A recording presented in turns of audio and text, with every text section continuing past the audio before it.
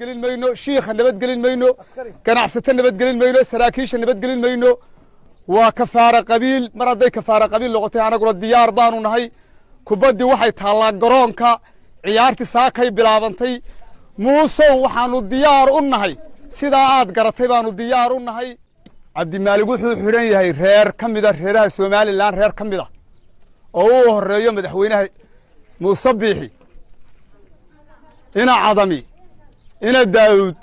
ina cadarre iyo ina mataano uu yidhi waa garsoore jooy ciise iyo iskuuber sideeddu waa isku reer waa xaqdarro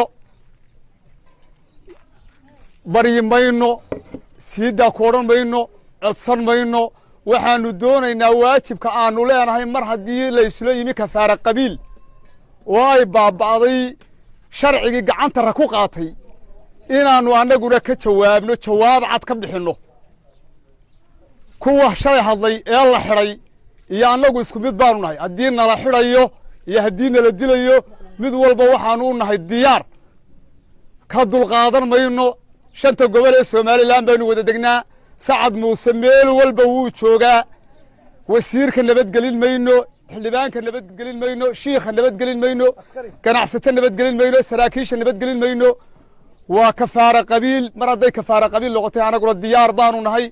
kubaddii waxay taallaa garoonka ciyaartii saakay bilaabantay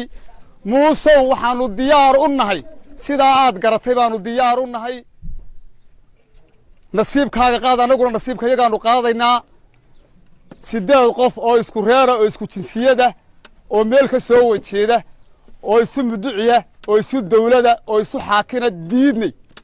dab haddaad hunqaacdo iyo haddaad daacdo dhabataba haddaad adigu diidiyo haddaad adigu doontaba haddaad ii daraatiyo haddaad ii ducaysaba